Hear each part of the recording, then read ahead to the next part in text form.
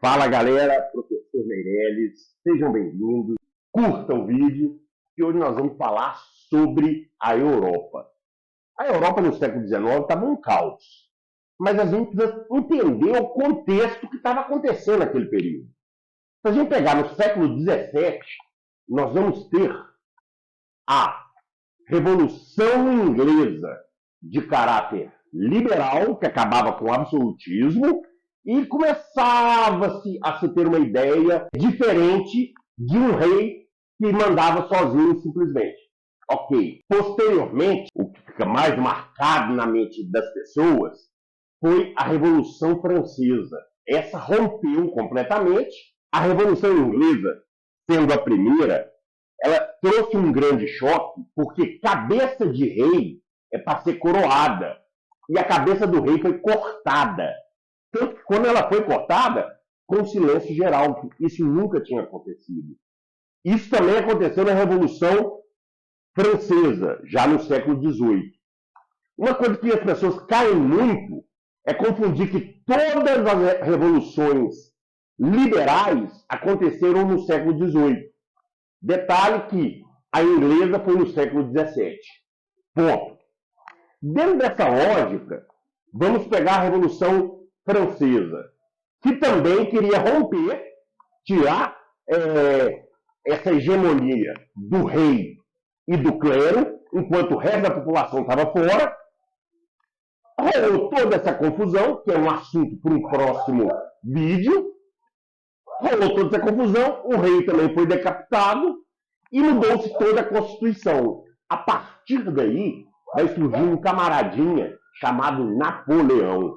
No trâmite da Revolução Francesa, muitos consideram Napoleão, que vai surgir exatamente nesse período, ele era um general que lutava contra as invasões. Enquanto acontecia a Revolução Francesa, ele lutava e venceu todas as batalhas para impedir a invasão de nações que eram absolutistas de invadir a França.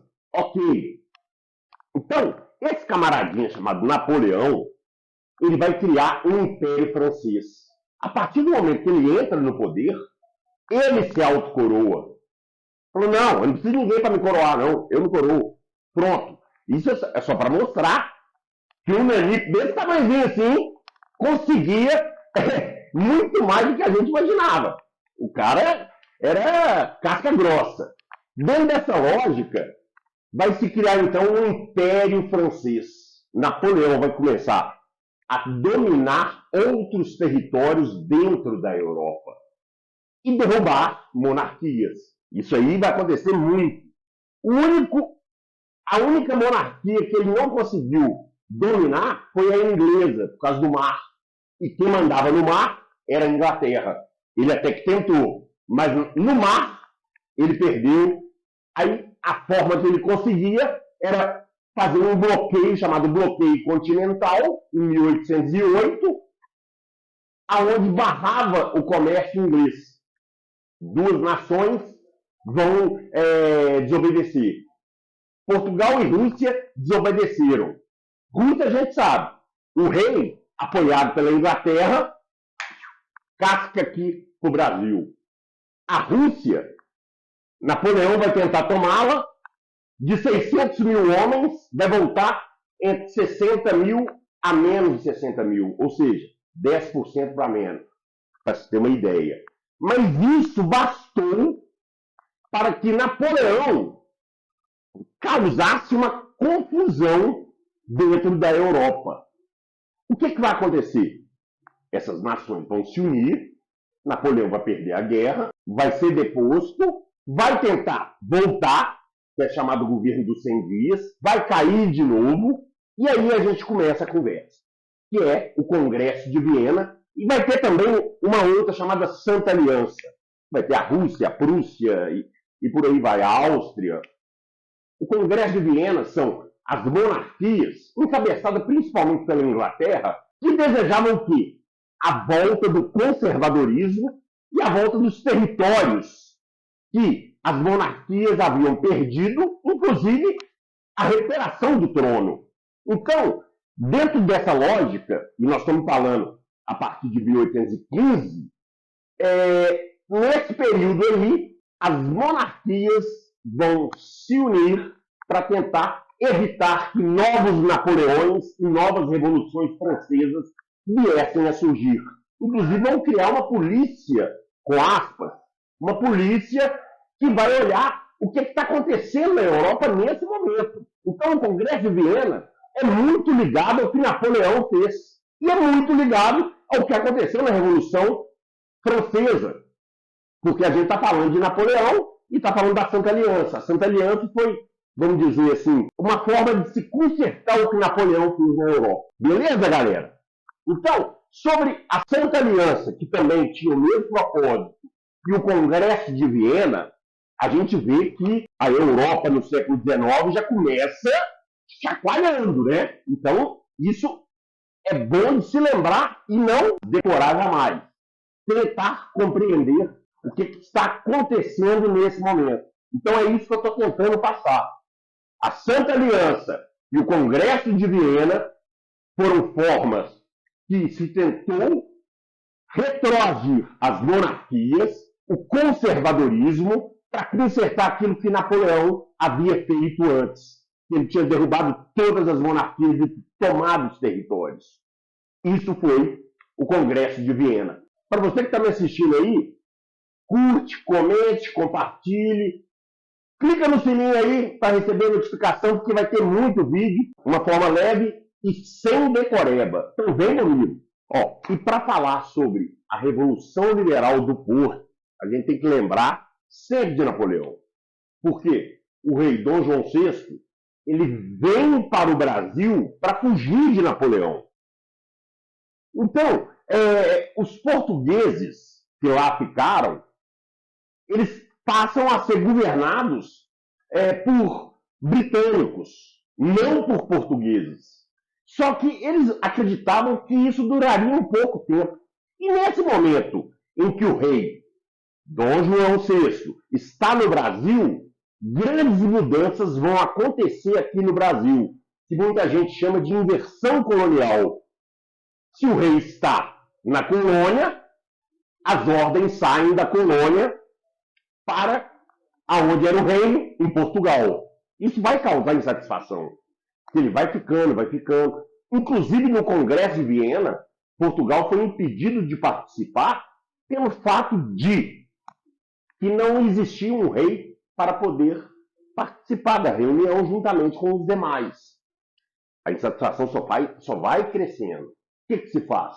Liberais, militares, as elites vão bater o pé, porque, na verdade, precisa-se da volta do rei para se ter uma soberania, vamos dizer. E essa soberania cada vez mais urgente. Então eles vão falar, olha, se você não voltar, nós vamos tomar o seu reino, você vai cair. Então ele volta. Para se ter uma ideia, essa Constituição, o nome já fala, Constituição Liberal. Ou seja, não é mais absolutista. A Constituição, quando o rei volta, a Constituição foi assinada dentro do navio. Dom João VI nem chegou a pisar no solo português. A partir daí, o que eles queriam? E que não tinha mais volta. O Brasil já tinha virado parte do reinado, vamos dizer assim, junto com Algarves, que era uma outra região. Existia uma certa autonomia, vamos dizer assim. O Brasil não era mais colônia. O que esses liberais vão querer? Recolonizar o Brasil. Só que aí já era muito complicado. Já era uma outra situação. Então, essa Revolução Liberal do Porto exigia a volta de Dom João VI para Portugal numa nova Constituinte, que é uma Constituinte que não dava mais direitos plenos ao rei para ele fazer o que ele quisesse. Agora sim, ele também tinha que seguir uma Constituição. Então, a Revolução Liberal é mais ou menos isso aí.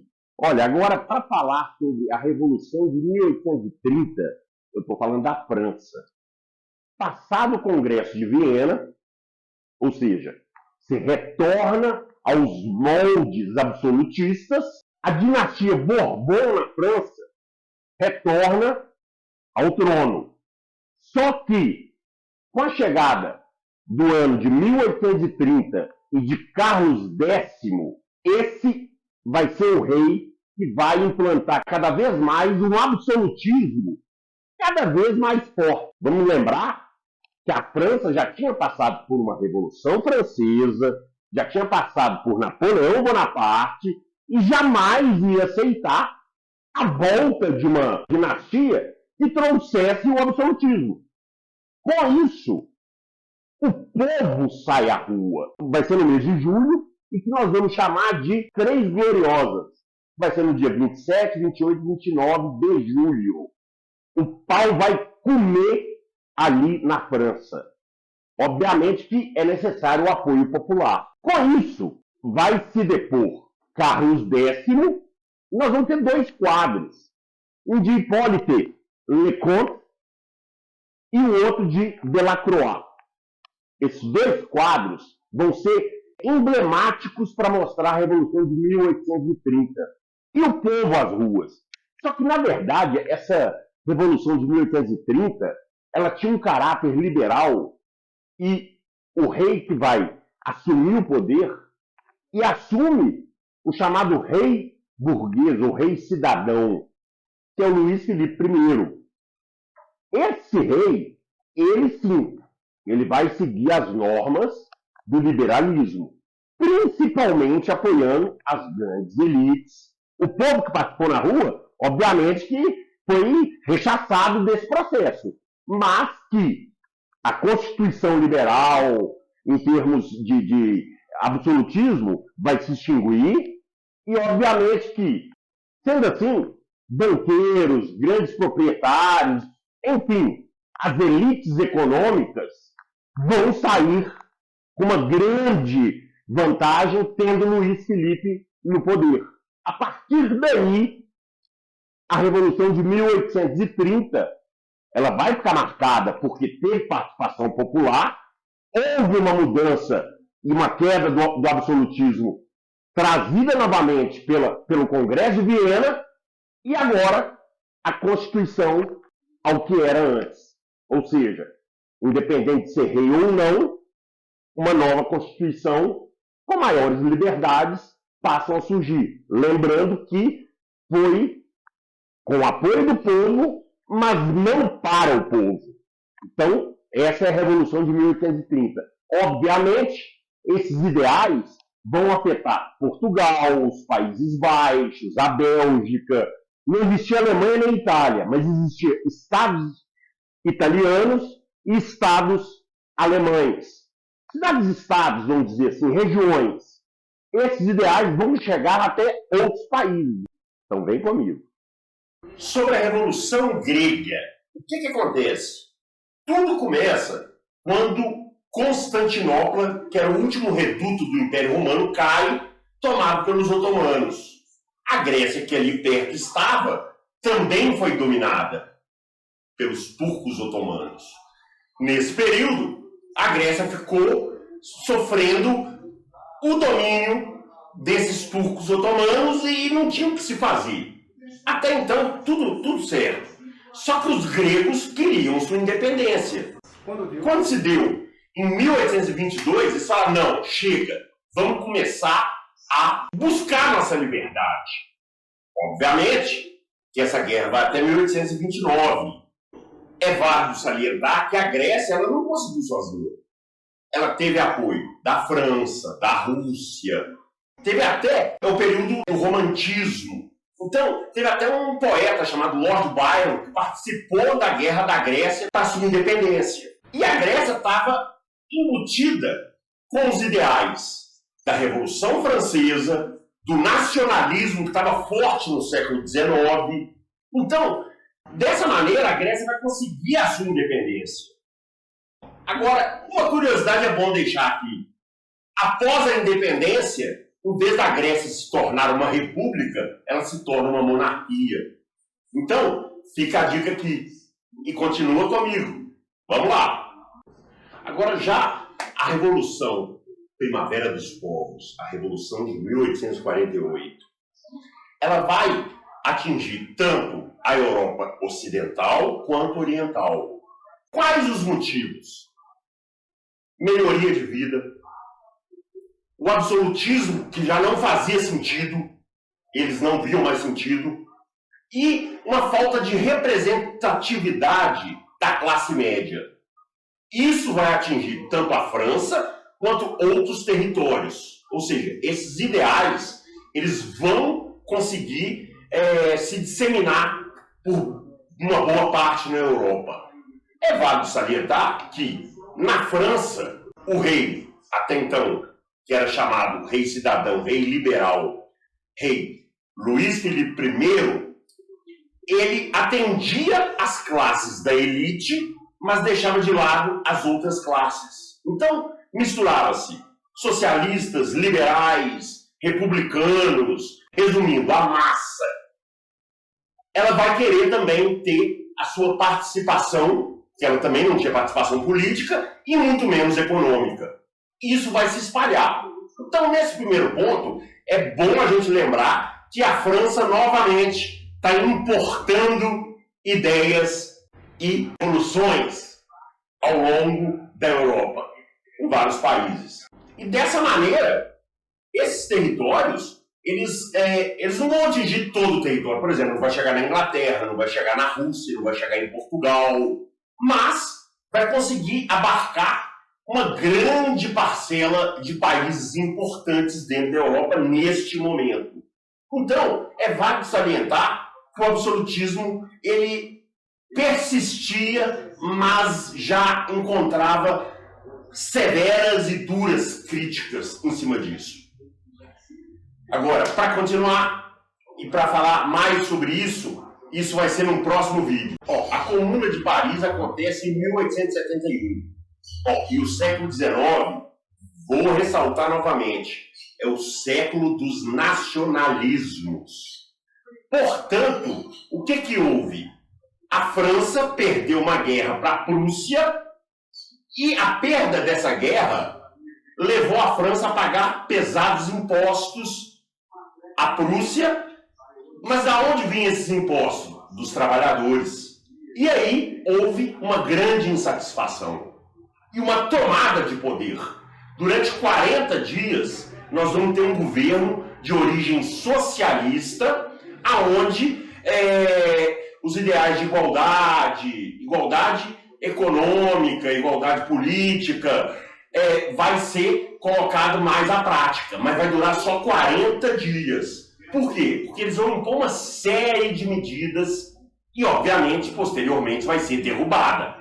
Essas medidas são um salário mínimo, nós vamos ter a desapropriação de residência e fábrica sem uso, nós vamos ter a troca da polícia pela Guarda Nacional, nós vamos ter a bandeira vermelha como a cor da bandeira da França, nós vamos ter a diminuição da jornada de trabalho e fim do trabalho noturno, nós vamos ter a separação do Estado e da Igreja, nós vamos ter a igualdade civil entre os sexos, nós vamos ter o fim da obrigação de se servir o exército e de um exército regular, nós vamos ter preços fixos para gêneros alimentícios, entre outras coisas. Ou seja, durante 40 dias, esse vai ser o panorama da França e que vai se espalhar pela Europa. Obviamente que não em tudo.